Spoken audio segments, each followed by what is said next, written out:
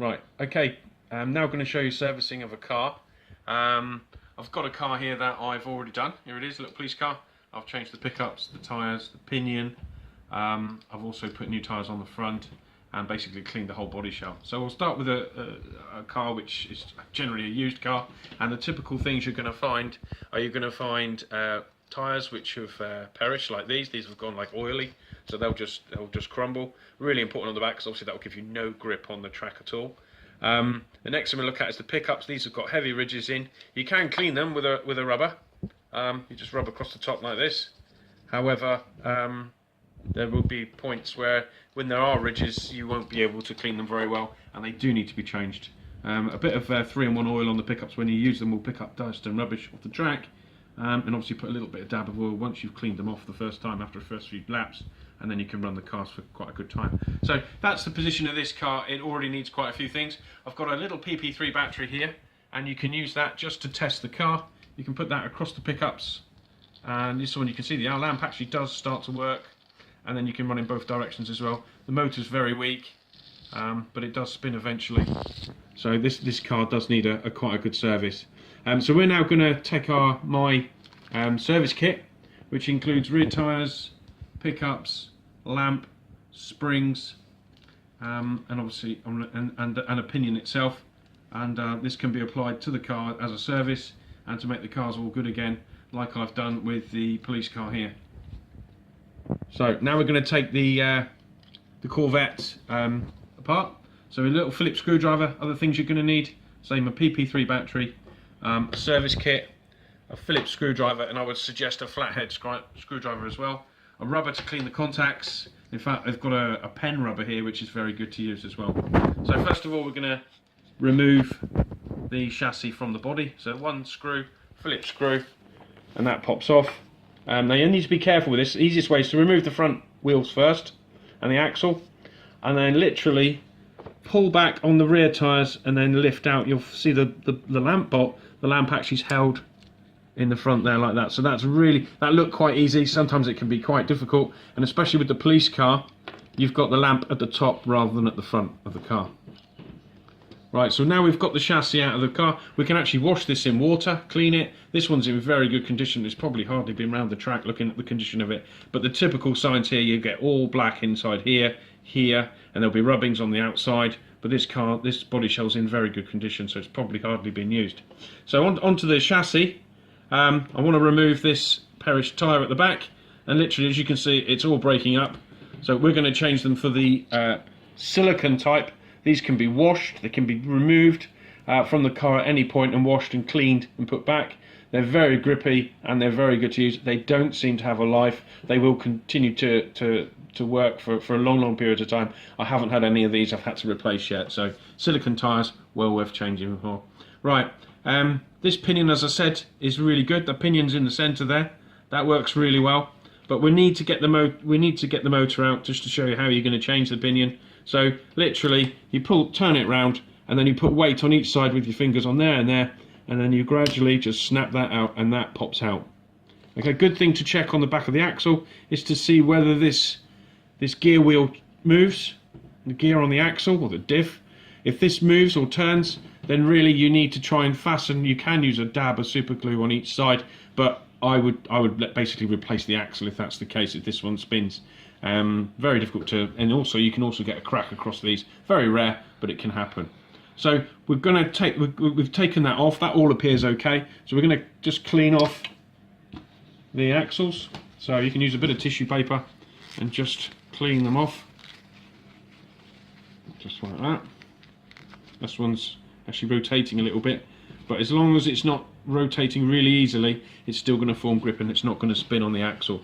So that's one good thing to look at. Right, so we're going to fit these silicone tyres. They just pop one on each side, and we've replaced the silicone tyres. Next, we're going to move on to the motor, and we're going to pop the motor out. So with this, I get a flathead screwdriver. The other side of the pinion, just lever it out like that, and it will just pop up, and then pull the motor free. Okay, on here you can see it's a bit oily, so we're going to wipe off the oil. And say we know that this pinion's okay, but just to show you, we're going to pull this pinion off. There we are. We just pulled that one off there. There. Now that's quite tight, which is exactly as it should be. And there's no cracking or anything on that. But to fit a new one of these, you literally get the new pinion. It'll either be 8 or 10 sprockets. Put it down on the desk or the flat, and then push on the axle, and then push down. And that's it. That's how to put them on. And they'll go on nice and easy that way. A lot of you try and press them down inside the car. No, take the motor out. It's much easier to do. So that's that changed. We've got the lamp on here. We knew the lamp on this one works, but that's got a very dodgy wire, so I'm actually going to change this one.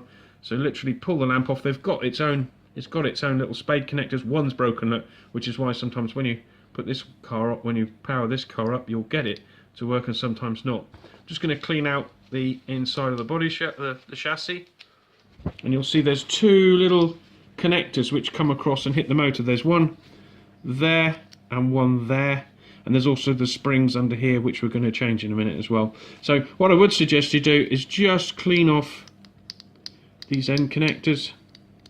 You can get a bit of emery paper onto a matchstick and that will actually rub them off, but this is probably good enough because with a little bit of oil these stay quite clean for a long time.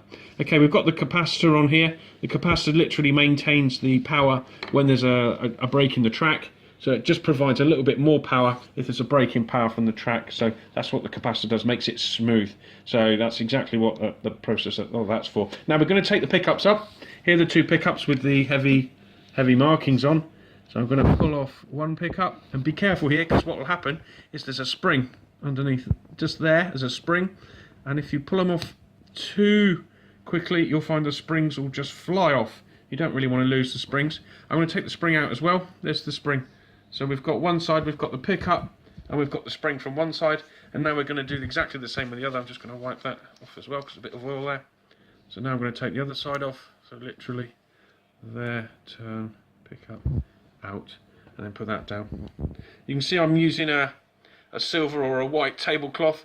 It's quite a good idea because it's much easier to see the parts that you've removed, and they suddenly don't disappear. Another thing that breaks on these, you can see I've got a little crack here along the line of the chassis, so that's a potential problem for the future. I wouldn't worry about it too much on this one. The main thing to worry about are these 2 points here, which obviously the pickups hook over, and that's what keeps them in place. So I'm now going to get my service kit, open the service kit, and take out the parts from there. There we are. Again, there we are. We've already done the tyres, so we'll put them to one side. And there's our pinion. And we've already got, I'd say the pinion on here is good, so I'm going to keep the original pinion. If there was a crack, it would be along one side, which is why it notches when you turn the rear axle. So we're going to change the springs and the pickups. So I'm going to put the new spring and literally put that down inside. It's very easy for these to spring away and across the floor. I've lost quite a few of these, so you just have to be careful with it really. Pop them in like that. There. And then the new pickups. These are the later type, thicker pickups. The ones exactly the same as the ones that I took off. There are some much thinner ones out there, but they don't tend to. And literally, that didn't take much work.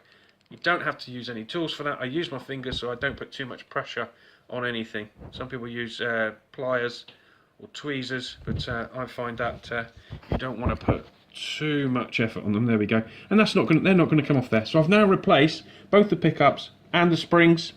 I'm now going to put the new lamp on. Okay, new lamp. Sometimes this is easy with a pair of pliers.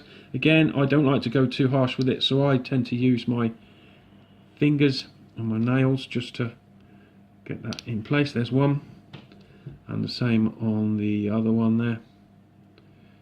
There, and it's quite. There we are, and that pushed that one on as well. So we've got both of them in place. That one's gone a bit wrong. In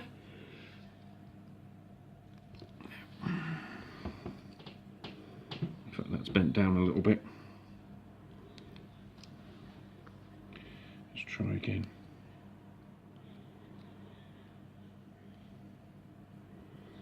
Now it's bending.